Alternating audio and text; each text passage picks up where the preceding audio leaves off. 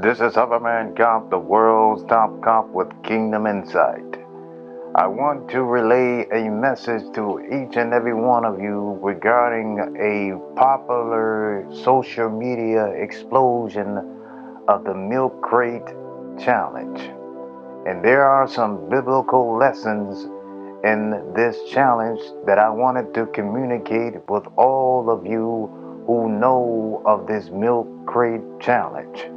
And it comes from the Holy Book of Matthew, the 7th chapter, beginning at the 13th verse. And it reads this: Enter ye in at the strait gate, for wide is the gate, and broad is the way that leadeth to destruction, and many there be which go in thereat. Verse 14, because strait is the gate, and narrow is the way which leadeth unto life, and few there be that find it. As you see this Milk Crate Challenge that I wanted to show you in case you don't know what it is, there are two particular ones I want you to pay attention to. The first one regards one who tries to make the attempt to win this Milk Crate Challenge, but the way he went about approaching it caused him to fall. The second one you're going to see of a young lady. She makes this challenge and she wins the challenge because of the steps and the moves she made. And after you watch it, I will come back. Let's get it. Oh, he's gonna run at me? Oh! Oh!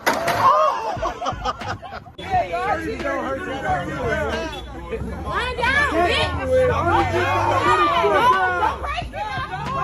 Put your foot down! Hey, everybody said go south, go west, go east.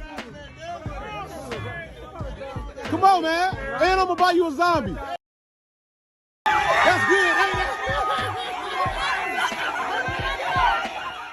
Now, what lessons can we draw from these challenges that can encourage you in your personal endeavors as you live life in a world full of troubles, trials, problems, and tribulations that we have seen and have witnessed in our own personal lives? In this first verse in 13, it talks about the strait gate. And with the strait gate, wide is it, full of space.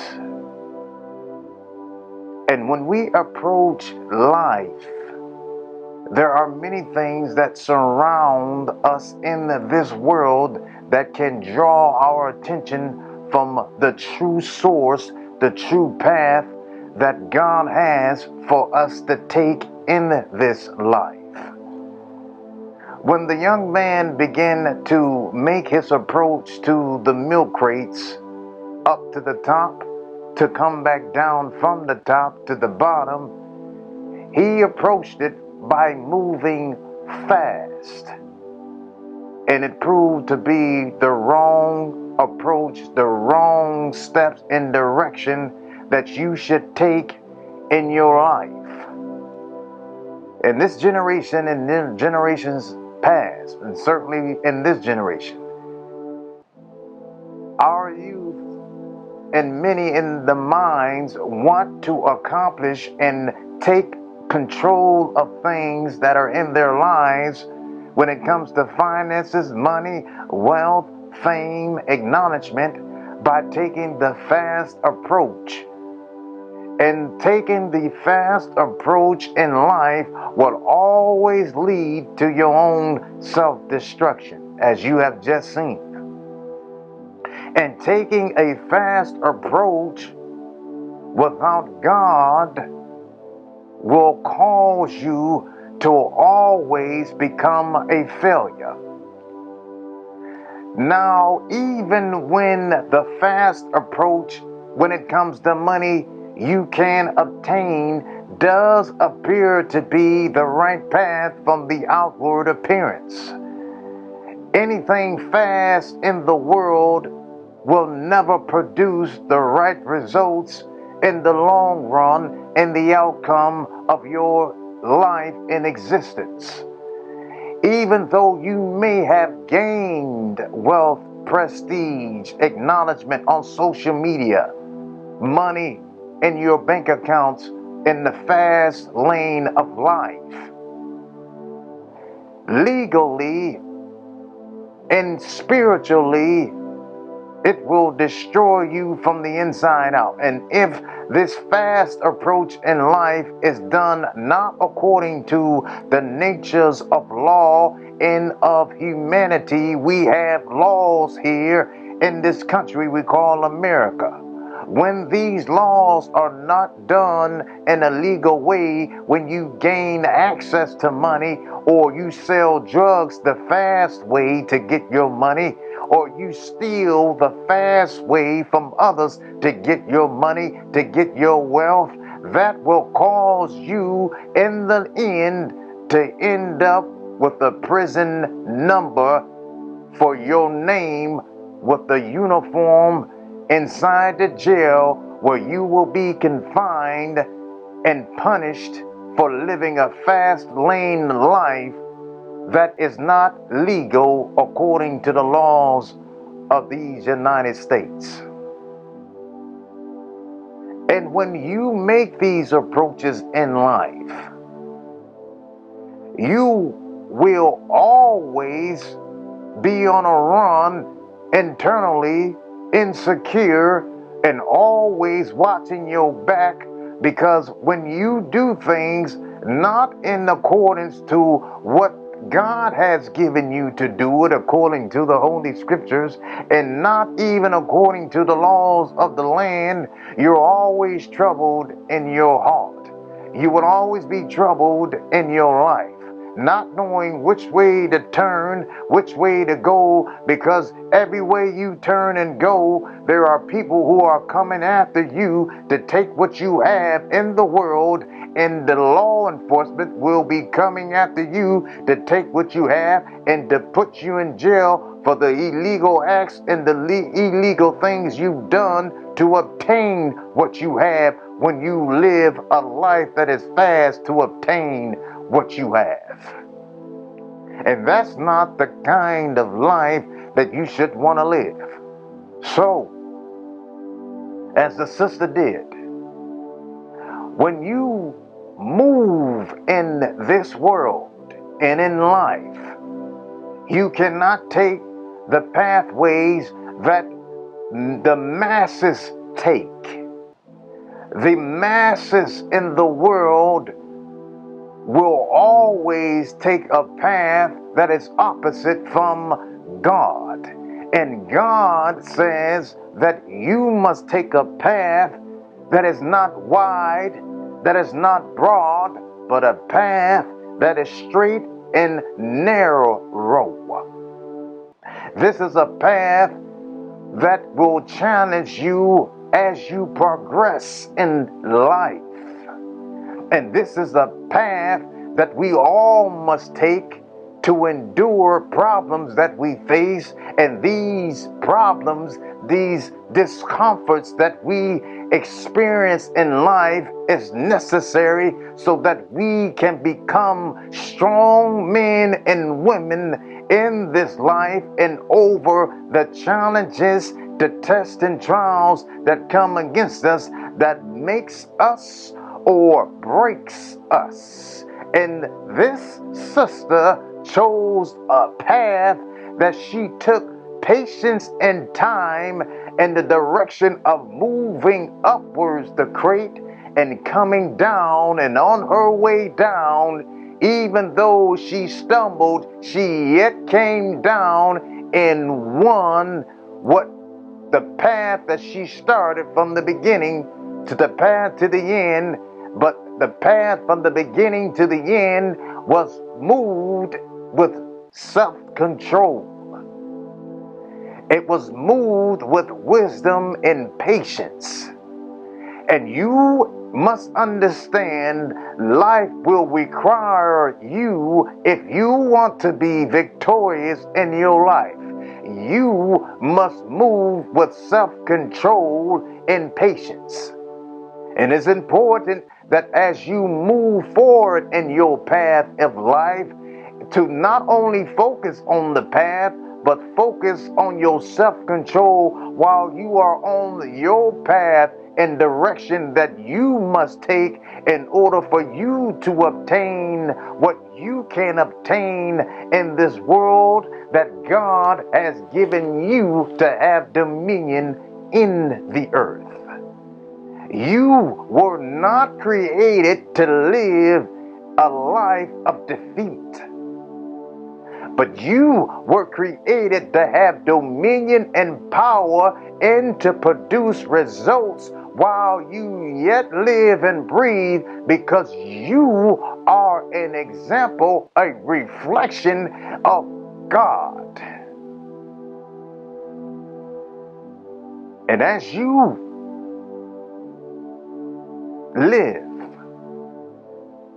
I have now embraced more than ever who I am and my purpose of who I am, that is moving me beyond what those of the world are doing, that is opposed to what the Holy Scriptures has ordained and spoken for me to live. I move not according to what the world says and does. You must move according to what the pathway that God says in this Holy Scriptures of life, that you may survive, that you may be victorious. And as you noticed, those who took this challenge had a group of people watching and recording every step they made. And if you listen, you would hear that many have brought forth challenging words, discouraging words, and words that was brought to hinder them, to make them not succeed in this challenge. And as you move forward and go forth in the things that you know that you should do, and the goals and plans that you set forth in your life, you can rest assured as you move forward in a constructive and positive way, you can be sure that there are going to be people around you to challenge you, to speak negative of you, to try to steer you off the pathway that you know is right to take in your life for yourself and for your family. But nevertheless, you must be wise in your movements. You must be very careful in the things that you do in your path, to make sure that you stay in alignment with what God has for you and for you to do in your life. And as you do it, you will know that in this straight gate, in the narrow way that you must take, not the wide way, not the broad way, not the way that everyone else is taking, but a specific way that God has instructed us to take. If you believe in God and if you trust in God, God says the path you must take is according to the word. And when you do, regardless of how hard it may be, no matter how hard the challenges may be, when you stay on the path that God has, in verse 14, it will lead you to life full of blessings and not a curse. What gate will you take? There are two gates. The gate to hell or the gate towards heaven. The gate to fullness of peace and of justice, or the gate full of destruction, death, and misery. A gate of justice or a gate of injustice. A gate of peace or a gate of self-destruction. What gate will you take? What path will you take? And if you have not God that will help you, direct you in this path, you now have to know you're not in the right path, and you, without God, will fail, tumble, and fall, and your end results will be to your own self-destruction. But even if you have fallen off the pathway of life that God has for you, pick yourself up. Call on the Lord Christ. Believe in Him. Pick up yourself and start over again. But there are some times where you can evaluate where you have fallen in your life. And from that evaluation, there are times that you can start from where you left off. But if you started in a path that was not of God, destroy the crates that you have before you, remove it, and allow a new path to begin for your life. And then in the end results, you will blossom and be a blessing and will obtain the fruitfulness of what you will experience from your path and journey in life that is of holiness, of justice, and of righteousness in the pathway of God for you. This is the Kingdom Insight Moment with me, Other Man Cobb. Over out.